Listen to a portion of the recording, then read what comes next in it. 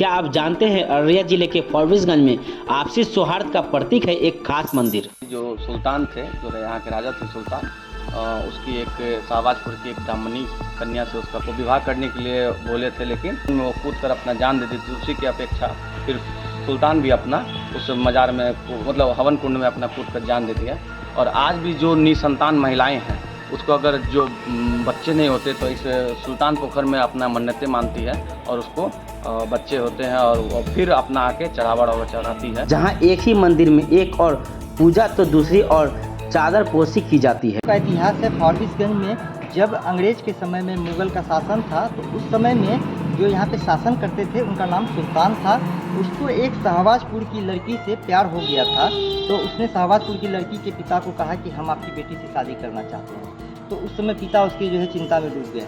जब उस लड़की को पता चला कि जो है ऐसा शर्त सुल्तान ने रखा है, क्योंकि सुल्तान यहाँ का शासक था तो सभी लोग उनसे डरते थे, तो उस लड़की ने हाँ तो कह दिया, लेकिन उसने अपनी एक शर्त रखी कि जो है एक पोखर खुनाया जाए, सारा चीज़ मंदिर बनाया जाए। और जब ये पोखर खुनाया गया फिर उससे जो है शादी हुई। शादी के बाद वो फिर नौका विहार करने लगी। उसी समय इसी पोखर में वो कूद करके अपनी जान दे दी। इस पोखर का मान्यता है, कहा जाता है कि पहले जो है जब राहगीर लोग आते थे तो यहाँ से सोना चांदी का बर्तन निकलता था और फिर लोग जो है उसका इस्तेमाल करते थे, फिर वापस रख देते थे। लेकिन लोगों का जो है मन परिवर्तन होने के कारण बर्तन चोरी होने लगा, जिस वजह से ये सारा चीज़ बंद हो गया। जानकारों की माने तो अंग्रेजों के समय इस इलाके का एक शासक एक लड़की का धर्म परिवर्तन कर उससे शादी करना चाहता था।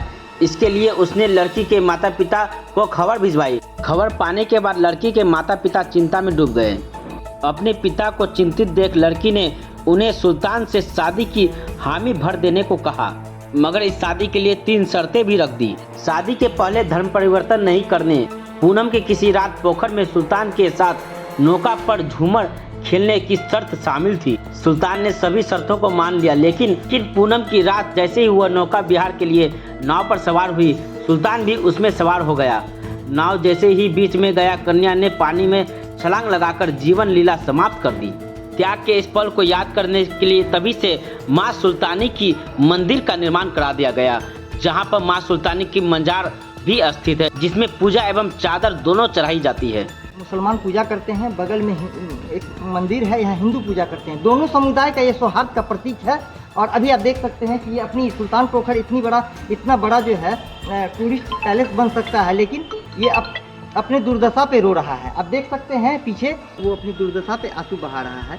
किसी भी सरकार के किसी भी प्रतिनिधि, जनप्रतिनिधि, नेता, पदाधिकारी किसी का ध्यान नहीं जाता है। कई सारे डीएम, एसडीओ आए, वादा करके चले गए कि इसको टूरिस्ट पैलेस में बदला जाएगा, लेकिन कहीं कुछ नहीं। साल में एक बार जब छठ होता है तो आप देख सकते हैं कितना अच्छा से सजाया जाता है, छठ पूजा किया जाता है, लेकिन उसके बाद सालों भर यहाँ पे अपने अपने घरों का जो कचरा होता है, गंदा पानी होता है लेट्रिन का, वो बहाया जाता है इस सुल्तान पोखर में। और साल में एक बार उसी पानी में लोग नहाते हैं और पूजा करते हैं। सरकार को इससे संज्ञान लेनी चाहिए और इस पैलेस को टूरिस्ट पैलेस बनाना चाहिए।